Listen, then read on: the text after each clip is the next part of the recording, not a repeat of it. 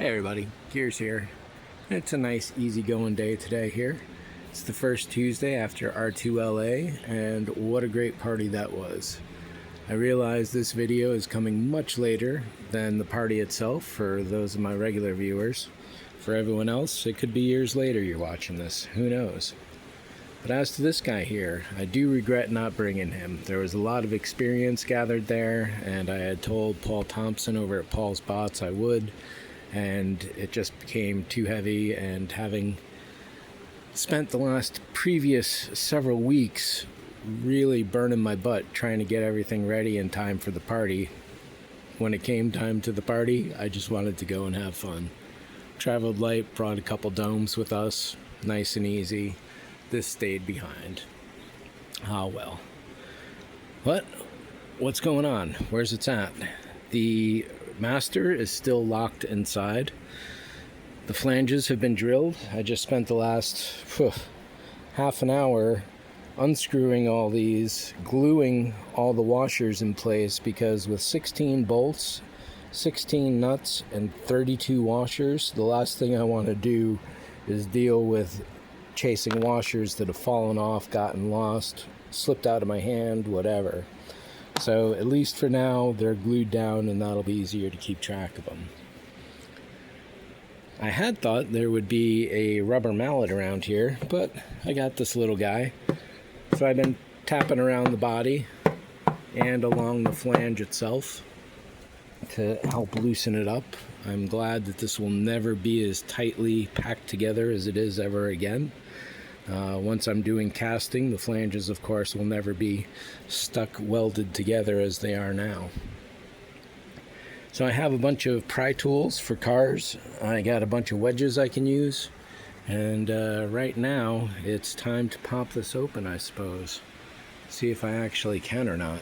Hopefully this is going to go well. Welcome to the moment of truth. Wow, apparently all this pounding has made things very easy. That just slipped off. Ah, that's too bad. How am I going to clean all that? We'll find out.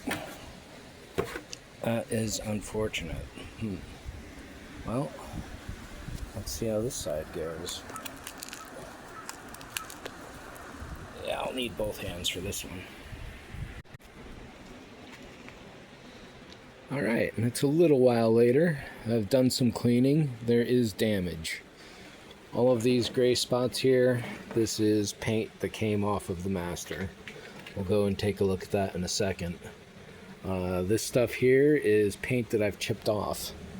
In chipping the paint off, I've discovered a number of voids and air pockets that got mixed into the gel coat. I'm guessing that is when I was dabbing the gel coat in place rather than brushing it. So dabbing it, pulling the brush up off the surface must have created a minor little air pocket, a suction of the vacuum, and that is the result. Maybe. I don't know. It's tough to say exactly. The paint is chipping off, but it definitely does a number on the fingers. I'm sure someone without carpal tunnel or arthritis or whatever I've got would do better.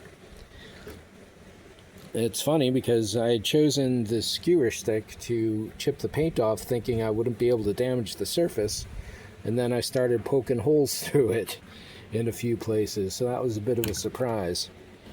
These tools here, using these to basically scrape like that, has worked pretty well, but there's still a little ways to go. I've probably gotten half of it off maybe, and that's it for today. But otherwise, I got a couple feedback comments from the guys that have been advising me. They say this looks great enough. It's certainly not out of expectation ranges.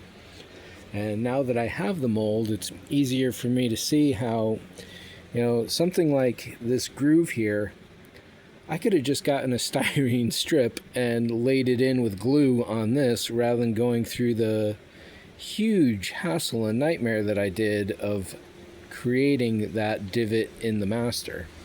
Let's go take a look at that. So I've already put it aside. It's going to be nothing but in the way from here on out until such time as I decide to remaster the mold, which I don't know that I'll be doing. And even if I did, I might work off of a casting rather than going back to this master. The paint chips were definitely huge and distinct. That was a problem. There's a thin strip of styrene around here that ripped off entirely with the mold, so I glued that back down in place. And that is it for this guy. All that effort, 9 years of laboring and ignoring, and then laboring and ignoring it, it's now essentially useless. So for the next video, I'll hopefully have all this cleaned out here, and we'll be looking at a casting at that point, the very first one. Thanks for watching. See ya.